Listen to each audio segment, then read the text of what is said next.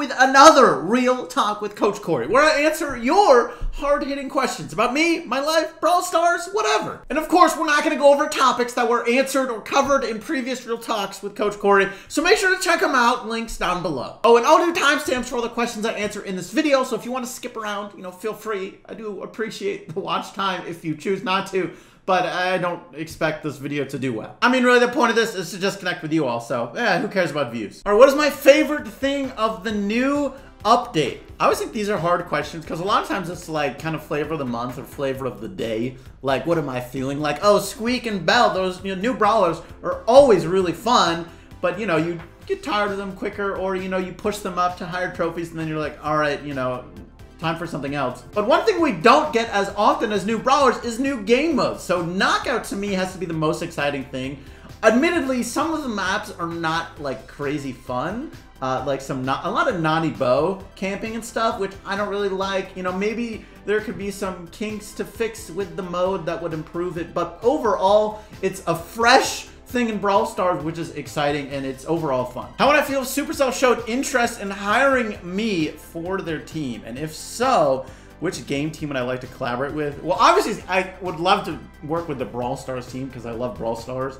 Admittedly, I have played pretty much all Supercell games for the most part. I played Clash of Clans for like 3 years, Clash Royale for like 2.5 to 3. Both of them pretty hardcore. And I've like dabbled a little bit in some others. But the biggest problem with me being hired by Supercell would me having to stop uploading to YouTube. I'm pretty positive they wouldn't allow me to cover any Supercell games if I worked for Supercell. That would just be a huge conflict of interest. I could self-promote in different ways, or people would go to my channel for Supercell stuff. And there would just be a lot of problems with me working for Supercell and covering Supercell games and making money off it on YouTube. So that would be the biggest issue, and that would be the reason I wouldn't ever do it, even if they wanted me to, which I'm not sure they would. But I definitely love Brawl Stars the most, so I would love to work with them and help improve the game. All right, what's the scariest thing that's ever happened to me? So I tried to think about this a little bit. This is a hard question to answer because I feel like I'm one of those people where when something's in the past, I tend to leave it in the past. I try to put things behind me. If they're very pleasant on thoughts, unless it's something that, continues in the present and I need to deal with it, I'm gonna just try and forget about it and move on. One thing that was like a really traumatic part of my childhood is in my right eye, I actually got like various different substances in it that can like hurt your eye. Like I think paint one time, another time I got chlorine in my eye. So, to help get it out of my eye, my dad grabbed a hose and hosed my eye for like a long time. Like, I don't know, it felt like a really long time. I don't know how long it really was. It felt like it was like 15, 20 minutes where you're just hosing water into my eye trying to clear out, the chlorine, which is like deadly stuff, could hurt my eyesight forever. And to this day, my right eye has worse vision than my left. I think maybe because of that sort of stuff. But I remember like as a result, I was actually, I think like a fire truck came and I was able to tour the fire truck. I was like kind of a little kid, like 13 or something, or 12, I don't know. So I thought it was cool, but it was very traumatic. I don't know if the firemen just didn't have a lot to do that day, or they were just like thought they could help somehow, because I don't know. Or what is my favorite gadget so far? I have a lot of fun with Nani's new gadget. Nani's new gadget, Return to Sender, is a really fun one. I don't play Nani a lot these days, although I do like playing Nani. One gadget I really like is Brock's Big Rocket. I forget what it's called. The Big Rocket gadget. Now that it's nerfed, not like the crazy overpowered version, that was just too unfun for everyone to face. But the balanced version I think is really fun. Big explosion, who doesn't like big booms? Also, Piper's homing gadget is fun because she's a satisfying brawler to play, and just to get that snipe as someone thinks they're escaping with their life, just for it to home in on them feels really good, although you don't want to face it. Our 2 questions here from you fan plays. What was my favorite subject at school, and what food do I really love to make? First question, my favorite subject at school. Honestly, I don't really know that I had a big favorite like subject or something that I really loved. I mean, I was like your classic procrastinator, would wait till the last second to do a lot of things, but would still for the most part get good grades. I actually was at a magnet school where in high school where half of the time I went to more exclusive school, like only for math and science that you had to apply to get in. I thought it would look really good on my college resume, and it was like crazy hard in math and science, but I didn't really like math and science, but like my parents really wanted me to do it, and you know, it would look good for college. So I did that. The other time I was at my normal high school, public high school that everyone else in my area went to. So that alone kind of made my high school experience like a little bit weird, being at one school half the time, another school the other half the time. And then honestly, when I moved on to college, I still didn't like know what I wanted to do or anything, which is why I got a business management degree, because I thought it was kind of generic and I could take it in a lot of different directions. But I mean, really, I think I always struggled to find something to be passionate about in school. I always felt like, you know, learning from the books is great to get the basic understanding, but I felt like you really needed the real world application of stuff in order for it to actually make sense, in order for it to actually be useful. So I struggled in order to find a lot of purpose of school for me. I think, you know, certainly some other people can relate to that. I don't feel like there's enough real world stuff being taught, but of course you're teaching, you know, everyone that comes in, and you got to have a generic, I understand, you know, sort of stuff to teach that it's supposed to apply to everyone. But, you know, it's hard to get that actually the right way. I don't know, everyone learns differently, but I found I learned best through experience and like actually doing stuff than like just studying a book. Second question, what food do I really love to make? I think the best answer to this personally, it's probably that I don't actually have like a one type of dish or food that I really like to make. I really like trying new recipes and like new foods, and I probably have a preference towards like Asian recipes and foods. I just find that more interesting, I guess because it's more different, it's more unique, probably, and I really like the taste and flavor of a lot of Asian dishes. But I really like trying new stuff as opposed to just one thing. Can we get a setup tour?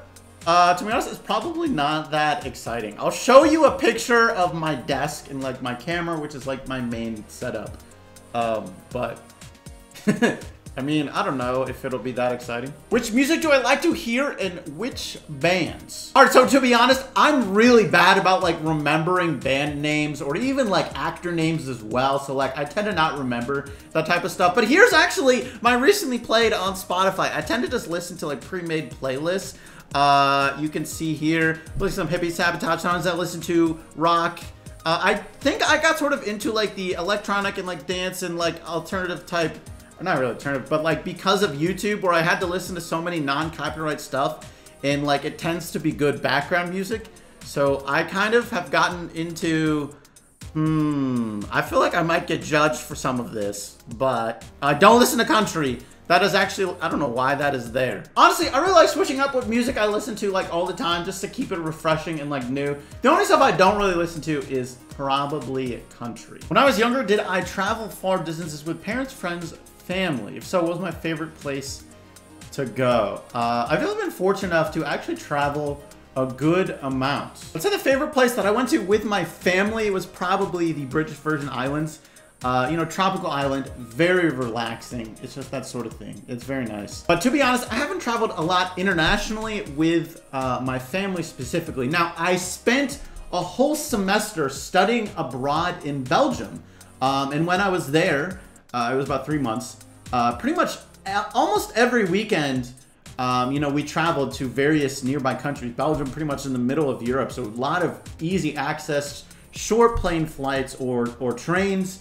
So that was an amazing experience for me, just to be able to really experience the world studying abroad like that. My favorite place when I was studying abroad was probably, I think, in Germany. I went to Dusseldorf twice, Munich, and when we were in Munich, there was like a spring festival, sort of like Oktoberfest, but like a minier, a smaller version while we were there. And that was really fun, and it was just like a totally unique experience. And my favorite place in Belgium, probably Dinant, very beautiful, like quaint town. Pretty sure it was where jazz was actually invented slash discovered, slash maybe it was just the saxophone, something like that. But outside of those, after more like retrospection and just being away from all of it longer, I think my favorite ever international trip had to have been to Iceland. I just felt like it was such a unique place, and everything was very different from everywhere I'd been to. A lot of outdoor stuff, beautiful nature, and just so many different like natural things too. And just the fresh like seafood was also amazing. It was also really weird too, when I was there, it was, you know, light outside for 20 hours of the day. So like, you know, of course, time zone's very different. There I was, went to like a bar, came back. It was, you know, like 1 a.m., you know, tried to go to sleep. And I was still up at like 3 a.m. and it was still light outside, like very bright out. And it was just like very confusing. How many times do I get rickrolled in my YouTube career? Dude, it's too many to count because people try so hard, but it's like, if I just don't want to show something, I just don't show something. So like, just rickrolling me for the sake of rickrolling me. I will say, like, whenever I have like a form where I'm like, submit, you know, whatever, applying for something, or like answers to questions, like submit your answers. If people have the opportunity to put a link in something, there's always like 5 to 10% of responses are people just trying to rickroll me. I don't even know like if they think it's that funny or it's honestly just annoying. It just kind of wastes my time, but people try a lot. Thankfully, there is a link preview thing. So, but yeah, you know. 2 questions. How much food stories do I post? And what's my favorite TV show? How often do I post food stories? Honestly, I'll post not all meals I make because some of them are kind of boring, honestly. And I'm like, this isn't worth posting for you guys. But otherwise, I post most of the others. I tend to make a lot of leftovers. Almost every time I cook, I always try to make sure it's enough food for at least 2 nights, hopefully 3, but that's hard to do sometimes, have enough for 3 nights. Since I cook for my girlfriend and I. But otherwise, I'm posting most foods. Now, favorite TV show? That's a hard question. I used to be able to just like easily answer and say like, oh, Game of Thrones. But, you know, with the last season and all that, not really true anymore, sadly for us all. I don't know, maybe like Breaking Bad, another amazing show. That's probably up there in like my top 3 or something. But I haven't thought about this in a while. Recently, I just finished a show called Pull Darks. It's on Amazon. It's really good. I wouldn't say it's even my favorite, but that was like the most recent, like, long series that I've finished. All right, here we got some deep questions. Okay, 1, what do I think is the meaning of life? 42. Next, 1 word to describe myself when you were a kid and why? Wait, that's not the word. All right, to be honest, the 1 word would probably, depending on how nice I'm feeling, it's either procrastinator, or if I'm feeling nice, it's like efficient. Because a lot of, like, my mindset with doing a lot of things is honestly like, what is the easiest / most efficient way that I could do this task? What's the quickest way I could get it done in the best quality at this, you know, I want the best of everything, but specifically also, you know, taking a shorter amount of time and effort, hopefully, as well. So that probably has to do with it. But that's why I like efficient more than procrastinator. Then what was the hardest part about high school? Motivation? Maybe like finding a reason for all of this to be important besides parents telling me and like other adults telling me it is. Probably. Or here's a question from Mason here. Why do I heart so many comments? Well, to be honest, the reason I heart a lot of comments is I think it shows that like I read it, and I do read every comment I heart to make sure I'm not hearting something I shouldn't be. That's the main reason I do it, to sort of like show I'm interacting. It's hard to actually reply to a ton of comments, especially when not all of them are like questions or things that like need answering. A lot of times they're just like interesting things about the video, which isn't always like, you know, if someone's saying like, great job, you know, I'll often try to reply like, thank you. But, or at least I think a heart does that as well, hopefully. What are some of my favorite video games ever? This is a hard question. All right, I'll say from a throwback childhood favorite game, just as far as like childhood memories go, it has to be Crash Bandicoot Racing. That was easily one of my most favorite games ever. Play that with both my dad and my sister. We'd race each other all the time. It's just like very nostalgic, good memories. Pokemon, of course. You know, that was, you know, with the Game Boy, that was one of the first games I played as well. You know, that's also great. I mean, there were some other really good franchises with good games like Assassin's Creed. I haven't played a lot of the newer ones, but a lot of the very early ones I did play. Halo, Call of Duty. Another game that when I was young, I played a lot of was Guild Wars 2. I probably haven't played a ton of computer games, but that was one of the few where I played a lot. But otherwise, I'm mostly the past decade, I've been like a mobile gamer. So, I mean, Clash of Clans, Clash Royale, Brawl Stars, you know. Am I gonna make an in real life channel to see what I do behind the scenes of my life? I don't mind like giving you guys you know, some small stuff about what I do in my life here and there, but I guess it depends on how much of a want there is for it. I definitely don't want to do like a channel dedicated to it. I don't want to take a lot of time out of my day to be doing like vlogs and like stuff like that. That's just like doesn't appeal to me, just like not interesting to me. It's not the content I would enjoy making. So like if there's stuff my hardcore fans really want to see, then like, you know, I would be happy to show you if it would, you know, appease you guys or you're interested in it. But like as far from a personal standpoint, it's not something I find interest in making. So really, I'm just doing it for you guys. So if you guys, if there's stuff you want to see, like let me know. But as far as making a lot of dedicated content to it, that's probably not going to happen. You're curious about my favorite celebrity. You know it's not Rickroll. So please, not him, please. Honestly, I'm really bad about like remembering like names, I guess. Maybe just in general, but like especially about like actors or other celebrities or like band names like I was saying earlier. I'm just like not gonna remember names, so I'm not really sure. I have a big favorite. I mean, people like Morgan Freeman, like awesome. I would love to meet someone like that. And honestly, you know what? I'm trying to remember some other people and I can picture their faces, but I can't really remember their names, so let's leave it at that. What advice would I give to smaller YouTube channels? All right, 1, check out this YouTube channel called Video Creators. They have a lot of really informative videos to teach you about ways to succeed on YouTube. I learned a lot from them. I still occasionally watch their videos. They always have, you know, various new topics that are relevant to YouTube. And I'll say 2 other quick things. 1, focus on quality, not quantity. And also that applies to don't focus on the numbers, just focus on the quality of the video and the content you are making. And also that you're enjoying it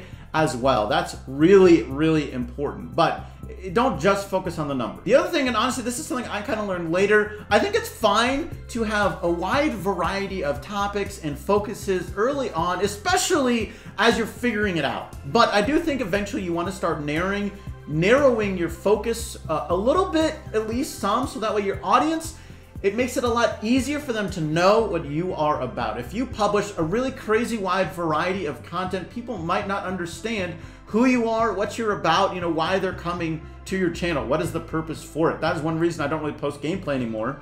And besides, it didn't do well. So make sure you narrow your focus. Of course, as you're trying to figure out, you know, what content you're doing, you may not be able to do that. And that also doesn't mean don't do new ideas. How do I feel having a live streaming channel? Do I find it difficult to have one, or is it hard sometimes? I think in general, just having a second channel is definitely has its challenges and difficulties.